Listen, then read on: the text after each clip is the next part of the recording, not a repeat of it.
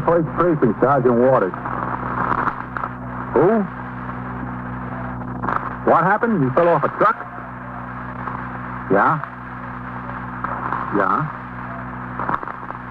How old a boy? Now, wait a minute. You are in the muster room at the 21st Precinct, the nerve center. A call is coming through. You will follow the action taken pursuant to that call from this minute until the final report is written in the 124 room at the 21st Precinct. All right. You just tell them I'm sending the officers right over there. Yeah, and the ambulance. Okay. That's right. Yeah.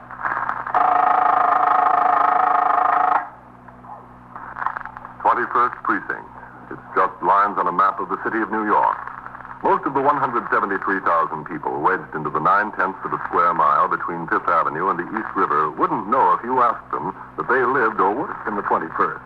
Whether they know it or not, the security of their homes, their persons, and their property is the job of the men of the 21st Precinct. The 21st, 160 patrolmen, 11 sergeants, and 4 lieutenants, of whom I'm the boss. My name is Kennelly, Frank Kennelly. I'm captain in command of the 21st. I was working my day tour, 8 a.m. to 6 p.m. It was a bright, warm Sunday morning, and after I turned out the platoon at 8, sector car number 4 came by the house for me, and I went on patrol of the precinct. We had driven uptown on Park to the boundary of the 21st and started downtown on 5th when the number of our car was broadcast with instructions to call the station house. Patrolman Farrell stopped the car at the nearest call box, and I rang in. The desk officer, Lieutenant Gorman, told me that Patrolman Patrick E. Cahill had been injured while chasing boys out of a condemned tenement building on First Avenue. He had been taken to Bellevue Hospital in an ambulance.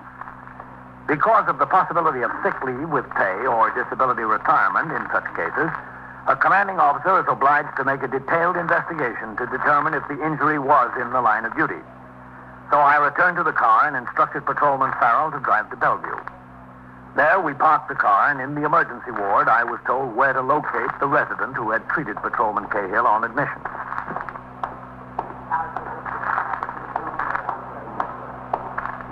Oh, Doctor? Yes? Are you Dr. Escher? Yes, I am. I'm Captain Kennelly of the 21st Precinct. Oh, yes. How do you do, Captain? How are you? Patrolman Cahill is one of my men. I understand you treated him when he came in. Yes, I did. What does it look like, Doctor? I think he has a fractured left ankle. Oh? Couldn't carry his weight on it. It was swollen considerably by the time he got here.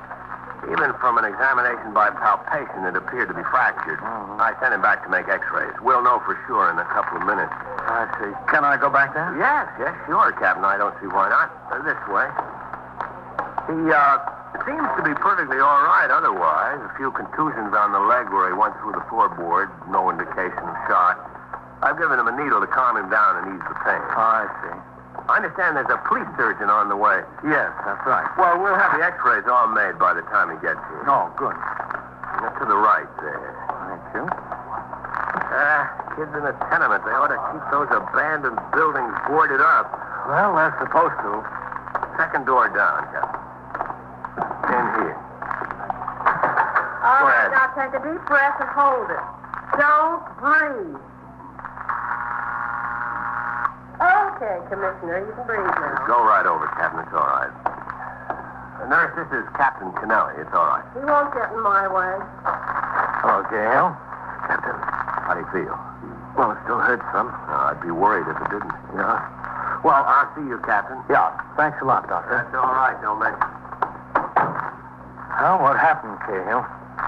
Well, sir, I was on post there. The news dealer on the corner told me some kids were in this condemned tenement. Said they were throwing things out the second and third story windows and just missed a couple All of right, pedestrians. now let's stop the chatter. Take a deep breath and hold it. Don't breathe. All right, you can breathe now. So I went inside, Captain. I guess they heard me coming. 2 little kids, 8 or 9. They were on the second floor and ran up to the third. I started up after them. There was a weak board on the landing there, and I went right through. Now we'll take a different pose. Which is your good side? Oh, any side. Well, can you roll over this way a little bit? Yeah, I'll try. Easy now. Oh, All right, you don't have to do it all at once. oh, brother. That's it, right there. We'll see how it looks from this angle. This will be the left one. There I was. My foot was through the floor. Yeah. I pulled it out and crawled to a window. The boards were out, so I could lean out, and I yelled down the street. The third dealer heard me. He rang in. The door wasn't battened, no? Well, if it was, Captain, it sure wasn't battened very well. Those 8-year-olds got in. What happened to them? All right, now take a deep breath and hold it. Don't breathe. All right, you can breathe now. Beats me what happened to them, Captain. They must have ran up to the roof and crossed over. I never saw them anymore. Now, if you want to buy any prints, just let me know. No, thanks. Well, I don't think there are any you'll want to show your grandchildren. Excuse me, Captain. Now, do you think you can roll off the table back under the pushmobile? Well, I rolled off of there, didn't I? I can try. All right, now let's see how big and brave and strong you are. Come on. That's it. Come on. Oh. Yes. Grab hold of me, Kay. No, all right. There you are. I can imagine. Come in. Captain Kennelly in here? Everybody's in here. Yes, Sergeant. All right, Tatum. I'm all right, I guess, Sergeant. What is it, Sergeant? There's an accident case out there you might be interested in, Captain. From the 21st? Yes, sir. Boy about 13 or 14 years old. Oh. I'll be back to see you, Cahill. Yes, sir. All right, Commissioner, now let's go for a little ride. You want to leave this door open? Well, we can't go through it closed, can we? It's to the left, Captain. Doesn't look like the kid's going to make it. Oh, what happened? Well, he hitched a ride on the back of a newspaper truck. Truck slowed down for a light going downtown on Lexington Avenue. Kid jumped off. Missed his footing and fell right under the wheels of a car that was right behind the truck. How bad is he? Pretty bad, Captain. He was unconscious when we got there. He's still unconscious. You know who he is? No, sir. There's nothing in his pockets that shows that. Oh, what about the driver of the truck? He doesn't know him, Captain. Didn't even know he was on the truck. Oh, down there through the swinging doors.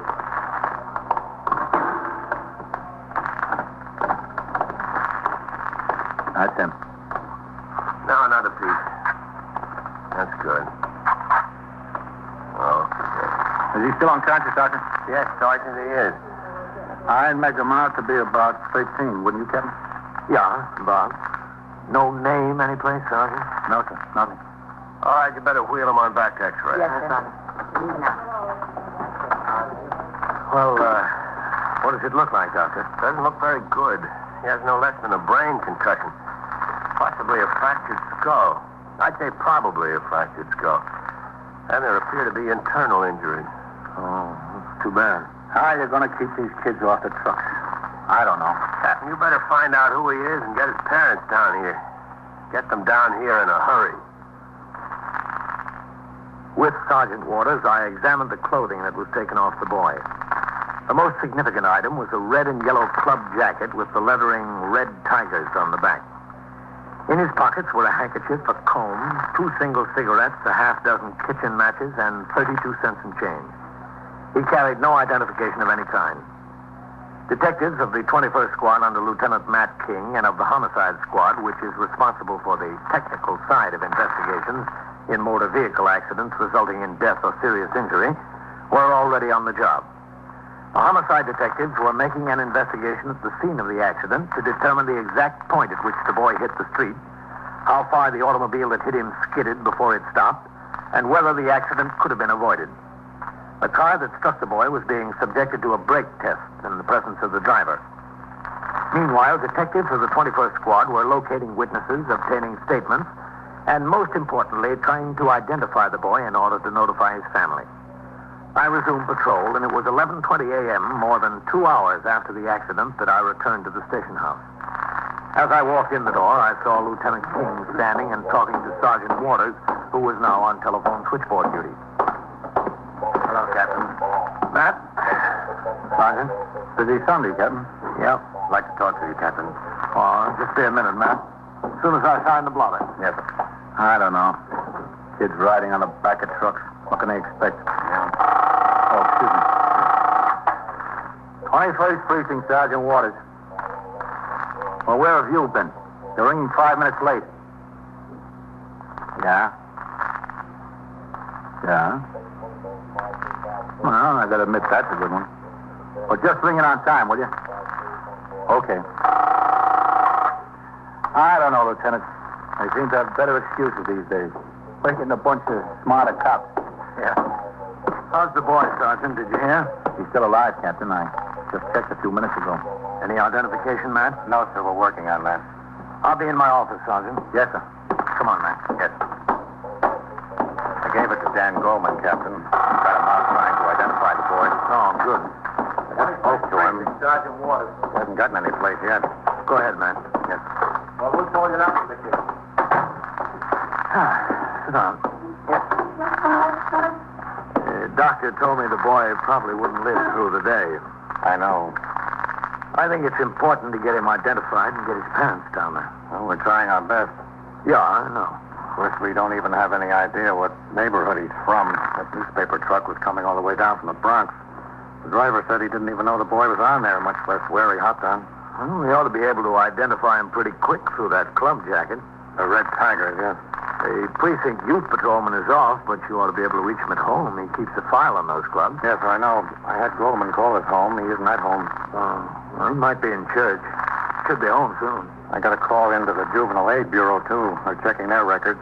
They might have a club called the Red Tigers listed someplace. Yeah, never mind. How's the cop that was hurt, Captain? Gale? Oh, he'll be all right.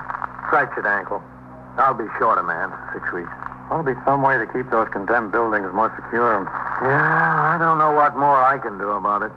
I send the sergeant out every week to make an inspection of everyone in the precinct. I send the 49 downtown to Department of Housing and Buildings in connection with everyone that can be entered. And I see that summonses are issued for the owners. Just can't keep the kids out of them. They're attractive hazards. Well, they're going to tear them down eventually. Why don't they tear them down now? I don't know, Matt. There's always some good reason. Yeah. When did the JAB say they'd call back? As soon as they look through their cards. Now, if you don't hear from them soon, you'll call. Yes, sir. Excuse me, man. 21st Precinct, Captain Kennelly. Sergeant Waters on TS, Captain. Yes? I just heard from Bellevue. The boy died at 11:16. Oh. Yes, sir. All right. Well, you won't make it, man. Boy died. Too bad. Yeah, sure is. You are listening to 21st Precinct, a factual account of the way police work in the world's largest city. Within a few minutes after Lieutenant King went upstairs to his office in the 21st Detective Squad, he called me on the telephone to inform me that he had heard from the Juvenile Aid Bureau. They had no record of a boys' club called the Red Tigers. Patrolman Ezra D. Winkler, the precinct youth patrolman, arrived at the station house at 12:35. With Detective Goldman, he checked through his files. There, they located a record of the Red Tigers, which showed that the club was composed of some 10 boys, 13 to 15 years of age. They had met in a basement clubhouse on East 83rd Street in the 21st Precinct. The names and addresses of several of the members were on file. There was a big hitch, however. The Red Tigers had disbanded because of a squabble among members and had been inactive since 1949. The boy we were trying to identify appeared to be no more than 14 years old. All the former members of the Red Tigers were now between 18 and 20. It was decided, nevertheless, to check out each of the former members to see if he had any information about the dead boy. By 1 p.m., Detective Goldman and Patrolman Winkler had set about this task. And somewhat later, I was in my office, busy reading and signing reports. Out in the muster room, Lieutenant Gorman was on duty as desk officer, and Sergeant Waters was still on telephone switchboard duty. 21st Precinct, Sergeant Waters. Yeah? Where is it? Yeah? Yeah? Well, what's the bus stop Sanson doing in the hallway there? Who was it, a drunk? All right. I'll send an officer right over there. No, just leave it where it is. Let the officer attend to it. Yes, ma'am. All right. You're welcome. Say, listen, Sergeant. Yeah? Is this where I'm supposed to be? I'm Walter Curley, Kerly. What do you mean, is this where you're supposed to be? Well, a cop was around my house this evening. Yeah? A fellow named Winkler. Ezra Winkler, I think. Is he from here? That's right. Patrolman Winkler. Yeah, well, I wasn't home, and he talked to my sister. Told my sister he wanted some information from me. What kind of information, do you know? Sergeant, would you file these? Yes, sir, Captain. Are you one of the fellows who used to be a member of the Red Tigers, Waller? The Red Tigers? Yeah, that was my club. I used to be a Red Tiger. Well, what's that got to do with what he wants me about? I'm Captain Kennelly. Oh, excuse me, Captain. This is Waller Curley. How are you, Walter? Oh, fine, except this cop was around to see me. He spoke to my sister. He said he wants some information from me. What kind of information, do you know? Are either Winkler or Goldman around, Sergeant? No, sir, they're both out. Who's up in the detective squad? Nobody now. Lieutenant King went out for a meal. He ought to be back any minute. Well, what's this all about, anyway? Got me worried, you know. What kind of information is it? Oh, there's Lieutenant King now. Matt, I got a right to know. Yes, Captain. Matt, this is Walter Curley. How are you? Lieutenant King. Hello, Lieutenant. Walter used to be a member of the Red Tigers. Oh, that's all? Well, listen, tell me what's so important about the Red Tigers. I haven't even thought of the Red Tigers in 4 or 5 years. Winkler was around to see him, and he wasn't home. He left a message with his sister. Want to come upstairs with me, Walter? Well, why? Just want to show you something. Listen, I don't know what this is all about, but I didn't do anything. Yes, we know you didn't, Walter. 17. Captain? Yes, Matt, I'll come up. Can you recall all the members of the Red Tigers, Walter? Well, there were about 10 of us. 10 kids. Where are they now, do you know? Oh, a lot of the guys have moved away from the neighborhood. Some of them I haven't seen for years. Upstairs, Walter. You know, I got out of school and I went to work. I don't see these guys anymore. Maybe 1 or 2 of them once in a while. It's a different world I live in now. Yeah. Well, what's the problem? I want to help you out if I can, but I'd like to know what it's all about. In here. Go ahead. Much obliged.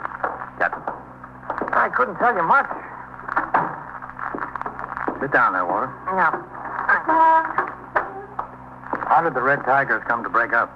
Oh, you know, it's just one of those things. First of all, we were getting a little bit too old for that kind of stuff. 15, 16, you know. 13 and 14 is all right, but 15 and 16, you get a little too old. A couple of guys had a big fight over a girl in the neighborhood. We split into 2 factions, like. The big brawl was election night. Boy, we really tore up that club room. They called the cops on us that night, you know. People upstairs, they called the cops. Yeah, we were in here, right in the station house. Boy, there was some fight. I carried around a mouse for 3 weeks. This eye. Well, after there wasn't much reason for sociability among us. So we just gradually drifted apart. Like I said, we were getting too old for that stuff anyway. Did the club ever have jackets made? Yeah, sure, we had jackets. We had red and yellow ones with the Red Tigers across the back there, you know. Boy, did we have to skimp and scrape to get those things. They were $20 a piece. You know how we did it? We had raffles. It was Thanksgiving, I remember. We raffled off 3 turkeys. We made enough for all the jackets. $200. That was all right for kids, huh? Yeah, we were a pretty smart bunch. Where's your jacket, Walter? My jacket? Yeah. Oh, let's see. I think it's home, hanging in the closet still. That'll be too small for me now. You know, I was 15, maybe 14, something like that. I've got a jacket in my office, Walter. Just like you to take a look at it and see if it's a Red Tigers jacket. From your club? Sure, I'll be glad to. I'll be right back. Yeah, take your time. Listen, what's this about? Is somebody in a jam? Somebody who was in a club? Oh, no. Nothing like that. Oh, that's good to hear. They were a nice bunch of guys. Matter of fact, one's a cop. Horace Brighter, do you know? No, I'm afraid I don't. Lives in Rego Park now. Nice guy. Very nice guy. Walter, take a look at this. Yeah. Is this a Red Tigers jacket? Yeah, it's a Red Tigers jacket. What'd you get? Hey, how did it get torn like that? That's a shame. Yeah. Well, whose is it? Which one of the guys? We don't know. That's what we're trying to find out. Oh, you want me to help you with that, huh? There was no name in it. Well, no, we didn't like to put names in it because the material was so light it would show through a little bit, you know. One guy tried it, and he was sorry. There's no way you can tell whose this is? Well, there were 10 of us. It must have belonged to one of the 10. That's logical, isn't it? Yeah. Oh, let me see that. I couldn't tell nothing by the size. They were mostly about the same size. You know, kids. Yeah. Hey, for crying out loud. What? Oh, I think that's mine. Is it? Well, yeah, I think so. You see that ink spot there on the inside? Yeah, I wore it to school one day, and I had a fountain pen in my pocket, and the cap came off, and the ink leaked out a little bit. I remember the spot. Oh, I was sick, just sick. I think that is mine. I don't remember any of the other guys having an ink spot there. Boy, I could have killed myself that day. I thought you said your jacket was home hanging in the closet. Well, yeah, that's where I thought it was, and I'm sure it was. Hey, wait a minute. Yeah? I think, if I'm not mistaken, 2 or 3 months ago, my mother said to me, she said, Walter, there's a boy upstairs could wear some of your old clothes. You got a lot of stuff hanging around in the closet there. I said, all right, give it away. But don't give any of my new suits away, my new shirts and stuff. She said, all right, so I guess maybe she gave it away. To the boy upstairs? Yeah. What's the boy's name?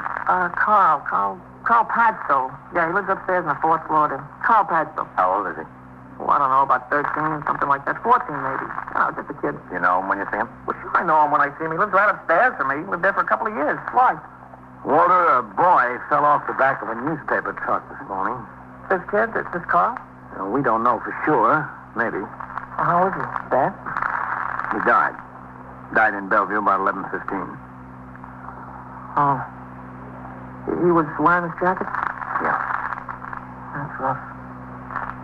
Yeah, it's pretty rough. Kid's got no business jumping on backs of trucks like that. You know, I did a lot of things. I did a lot of things when I was a kid. I never did that. You could count on it. Boy, you're taking your life in your own hands there. Do his folks know? Well, we didn't know who he was until just now. We're not even positive about it yet. Oh. We tried to find out who he was before he died so we could get his parents down there to see him, but we couldn't. Would you be willing to go down to Bellevue and take a look at the boy and tell us if it's this Carl? Yeah, if you want me to. I think it'd be a good idea. That's too bad. That's rough. You know, it's a rotten shame what kids will do today. A radio call was put out for Detective Goldman. He returned to the station house and took Walter Curley downtown to the city mortuary at Bellevue Hospital, where the young man identified the body of the boy killed that morning as that of Carl Padstow, who lived upstairs from him on the 4th floor of a tenement building at 761 East 71st Street.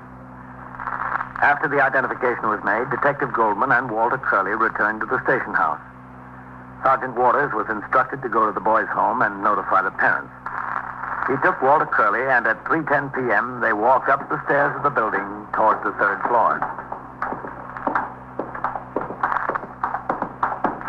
I'm telling you, you don't realize it when you're a kid. There were certain things that are dangerous. Yeah. They never learn. They just never learn. That's where I live, too. You're sure your mother's home? Yeah, I think so. Padstows are upstairs there in the front. Yeah, I know. Ma? Come here, Sergeant. Yeah. Ma? Yeah, in here, Walter. Can you come in the living room a minute, Ma? What's the matter? Come on in the living room. She'll be right in. All right. Say, you want to make yourself at home? No, Come on. that's all right. You could have come in there, Walter. I was washing dishes. Oh, excuse me. What's the matter, Walter? Ma, this is Sergeant Waters here. How do you do, Mrs. Curley? What did you do, Walter? Are you in trouble? No, I'm not in any trouble, Ma. I didn't do nothing. Doesn't concern him, Mrs. Curley. Oh, that's good. I knew it couldn't. He's a good boy. Mrs. Curley, do you know Mr. and Mrs. Padstow upstairs? Did they do something? What? Ma, if you just listen. The boy Carl was killed in an accident this morning. No. Yeah. That boy. That little boy. He's 14. My goodness. My goodness. I have to go upstairs and notify them. Don't they know yet? No, not yet. He wasn't identified until just a little while ago. I identified him. Are you acquainted with the mother? Yes, I know her. She home? Did you see her this morning? Well, no, I didn't see her. You know if Mr. Padstow is home? Well, I didn't see either of them, but it's Sunday. He must be. Mrs. Curley, we always find it best when we notify someone of something like this if a neighbor will come along. Would you be willing to do that? Well, if you want me. I think it would help. I told you she would, see? All right, I think we'd better do it as soon as possible. I'm ready. You stay here, Walter. Why? I think it'd be best. Go in the kitchen, get something to eat, Walter. Oh, I don't know why I have to miss everything. We'll go right up, all right? Yes. Oh, it's a shame. It's a real shame. Upstairs. Yeah, I know. A nice, quiet boy. What happened? Fell off the back of a truck. The truck? What was he doing on the truck? That's what we'd like to know. Poor woman. In front there. Yeah, You tell her. I don't want to tell her. I'll tell her.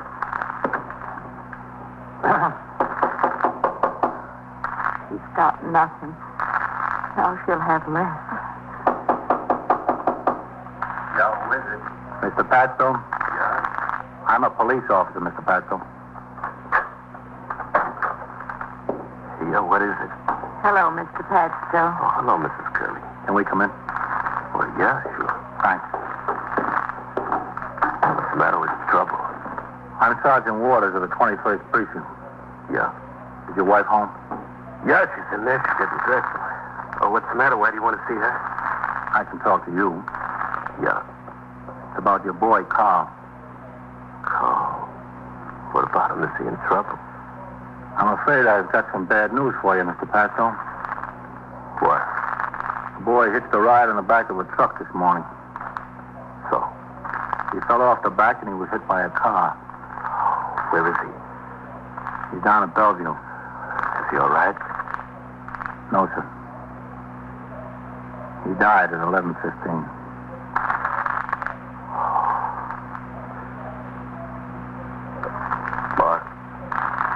Martha? I'm sorry, Mr. Padstow. Martha? Maybe I should get him. Martha? I'm getting dressed. What is it? All right. Excuse me. Yeah. Sure. I'll Yeah. Mr. Martha? What is it? The poor woman. And the poor man. He's got to tell her.